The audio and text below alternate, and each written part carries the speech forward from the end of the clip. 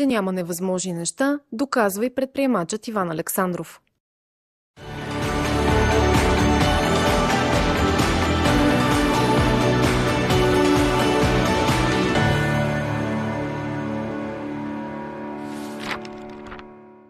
Вместо да губи часове наред в пазаруване в единствения си почивен ден от седмицата, Иван Александров предпочита да намери време за семейството и за себе си. Желанието му да си спести ходенето до магазина се превръща и в идея за собствен бизнес.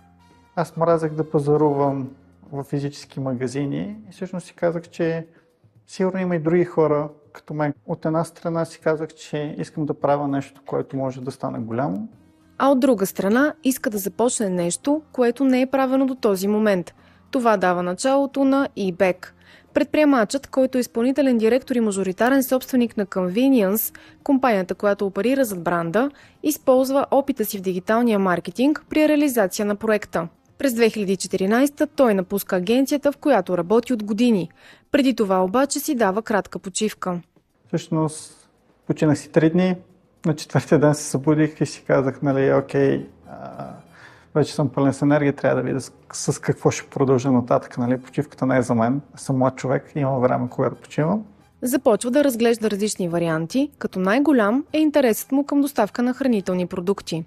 И когато разглеждах различните сектори, 2014 година в България вече имаше компании, които доставят дрехи, и то големи. Имаше компании, които предлагат техника, и то големи.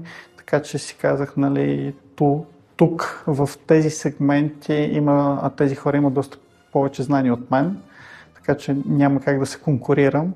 Осъзнава и, че няма как да се справи сам. Знае също, че успехът на бизнеса не е гарантиран, а рисковете са големи. Шансовете бяха повече да не се получи. Въпреки че никога не съм вярвал, че ще се провалим. Винаги съм си казал, че ще успеем. Първоначалната инвестиция е 50 000 лева лични средства, а основният му коз е, че познава предпочитанията на интернет потребителите. Въпреки това, Александров определя първите 6 години от предприемаческия си път като много тежки. Всеки един бизнес, който се изгражда, минава през това нещо.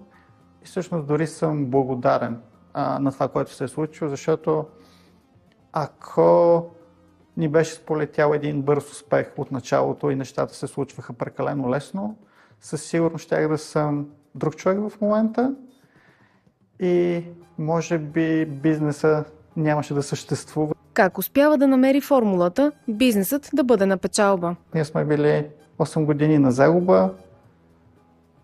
Не малко пъти съм се чудил, утре как ще си платим сметките, но това ни направи по-силни.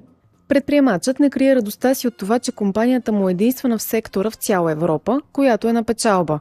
Приходите за изминалата година са на стойност 116 милиона лева, а 2025 също стартира с добри резултати. Март месец за първи път доставихме за един месец над 100 000 поръчки на над 35 000 домакинства. Ние от началото на тази година правим средно над 3000 поръчки на ден. Растем с 47% повече над миналата година. И с тебе си говорихме, че зад всяко едно число, поръчка и доставка всъщност стои човек. Колко души работят в компанията с теб към момента? Заедно с партньорите сме на 500. Плановете за разширяване в тази насока какви са? Всъщност нашата философия като цяло е да работим в по-малък екип, който е доста добре подсигурен технологично, за да бъде по-продуктивен.